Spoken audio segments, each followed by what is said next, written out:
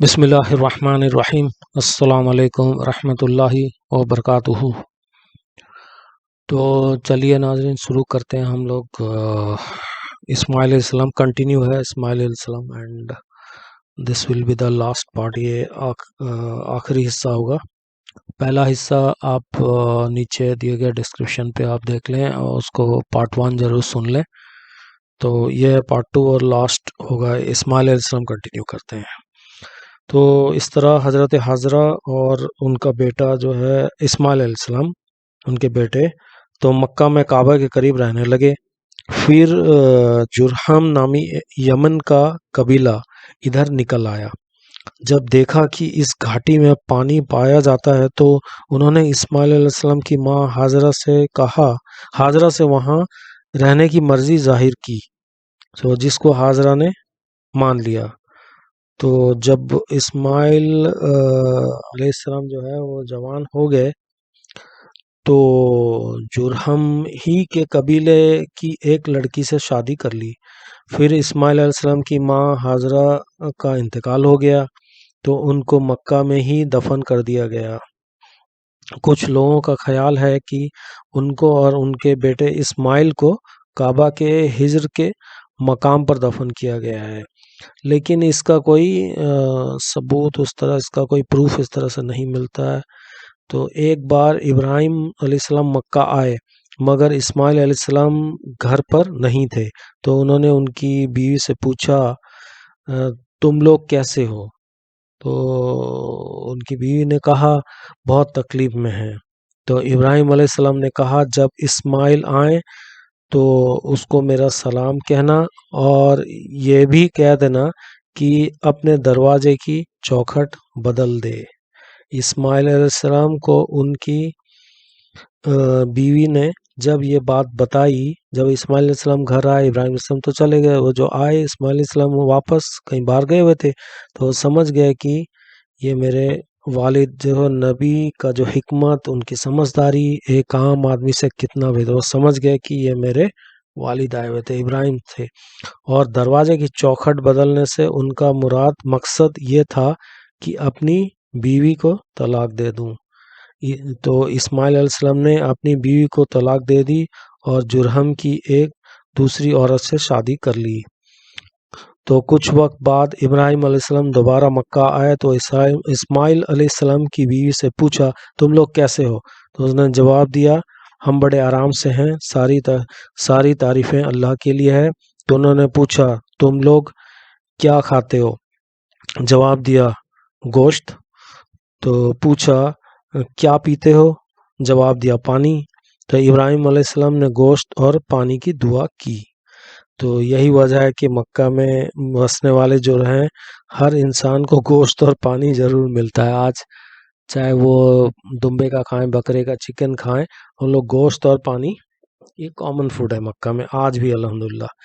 تو یہ کچھ لوگ اس سے جو مطلب نکالتے ہیں کہ والد صاحب کہہ دیں تو فوراً طلاق دینا چاہیے، وہ اسماعیل علیہ السلام کی بیوی تھیں اور انہوں نے کہا اللہ کی ناشکری تھی، انہوں نے کہا بہت تکلیف میں ہے، وہ اللہ کی ناشکری تھی۔ ہے پیغمبر کی بیوی ایمان لائے اللہ پہ اور یہ کہے کہ ہم شکر گزار نہیں ہیں، تو وجہ ابراہیم علیہ السلام نے کہا، پھر ان سے اولاد بھی تو ہونے ہیں۔ سوچئے آج جو ہم لوگ اولاد ہیں، ہم میں سے اچھے مسلمان، ہم سے تو بہت اچھے، لاکھ کروڑ گنا اچھے مسلمان ہیں، تو کس لیے ہے؟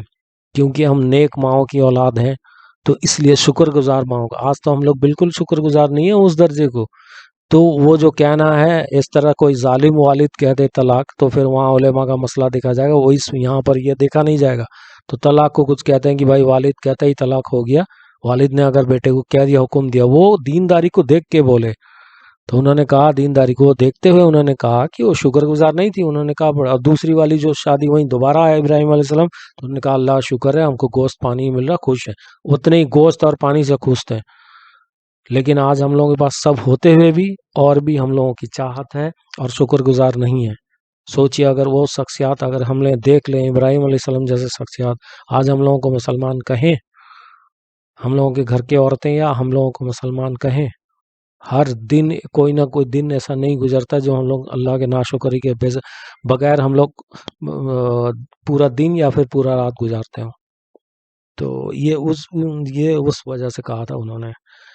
تو چلیے ٹاپک کی طرف. پھر ابراہیم علیہ السلام نے کہا جب تمہارا شوہر آئے تو اس کو میرا سلام کہنا. یہ جو دوسری والی بیوی تھی تو جنہوں نے شکر گزاری کیا جب تو انہوں نے گوشت اور پانی دیا تو گوشت جائیں تو انہیں سلام کہنا اور یہ بھی کہہ دینا کہ اپنے دروازے کی چوکھٹ کو باقی رکھیں. اسماعیل علیہ السلام کے آنے پر ان کی بیوی نے جب یہ بات بتائی تو انہوں نے کہا یہ میرے والد تھے اور چوکھٹ تم ہو. انہوں نے مجھے حکم دیا ہے کہ میں تمہیں اپنے پاس رکھوں. پھر ابراہیم علیہ السلام نے مل کر اللہ کا گھر بنایا. تو یہ صحیح بخاری میں ہے, کتاب الانبیاء 3364 نمبر میں ہے. اس سے پتہ چلتا ہے کہ اسماعیل علیہ السلام کی دونوں بیویاں جرہم قبیلے کی تھیں. اور بائبل کا یہ کہنا ہے کہ ہاجرہ نے اسماعیل کے لیے مصر سے عورت منگوائی تھی. سچ نہیں لگتا. وہ اس لیے بھی نہیں کہ تبری وغیرہ تاریخ دانوں نے اسماعیل کے جو 12 بیٹے بتائے ہیں ان کی ماں سید مجاز بن عمرو کی بیٹی تھیں جو جرہم قبیلے سے تھیں. عرب اسماعیل کے نابت یا تتھا ان کے قبیلے کے تھے تتھا قیدر قبیلے کے تھے. نابت اور قیدر یہ قیدر ان کا قبیلہ تھا, اس سے تھے. نبی صلی اللہ علیہ وسلم اسماعیل علیہ السلام کی ہی اولاد میں سے تھے, تبھی تو ان کو امی کہا گیا, یعنی اپنے بنی اسرائیل میں سے نہیں تھے. تو اور یہودی اپنے علاوہ سبھی قوموں کو امی کہا کرتے ہیں. یہ تاریخ تبری میں ہے. یہ بات بھی ہے کہ تاریخ تبری بہت سارا جو اس میں اسرائیلی روایت بھی بہت سارے ہیں. تو اللہ نے اسماعیل علیہ السلام کو بھی نبی بنایا. یہ قرآن سورہ نمبر 19 سورہ مریم آیت نمبر 54 میں اللہ نے اسماعیل کو بھی نبی بنایا. تو ان کو امالک اور یمن والوں کی طرف بھیجا. تو امالک کا جو مقام حجاز سے لے کر سینا اور شام تک پھیلا ہوا تھا. تو یہ بھی کوئی عربی قبیلہ تھا. تو لیکن اس کی شروعات کہاں سے ہوئی پتہ نہیں چلتا. یہ بائبل میں یہ ہے کہ عیسیٰ علیہ السلام کے بیٹے علی کاظ کی بیوی تمنا سے امالک پیدا ہوئے. یہ بائبل میں ہے, اتپتی ان کے 36 نمبر چیپٹر میں ہے کہ پیدا ہوئے. کہتے ہیں کہ جب اسماعیل علیہ السلام 147 سال کے ہوئے تو ان کا انتقال ہو گیا. 147 میں انتقال ہو گیا اور مکہ ہی میں اپنی ماں حضرت حاجرہ کے قریب دفن کر دیے گئے. یہ کہنا کہ دونوں کعبہ شریف میں ہجر کے پاس دفن ہیں کسی صحیح حدیث سے ثابت نہیں ہوتا. یہ بات صرف تاریخ دانوں جیسے تبری یا ابن کثیر وغیرہ نے لکھے ہیں. تو اسماعیل علیہ السلام چیپٹر ختم ہوا.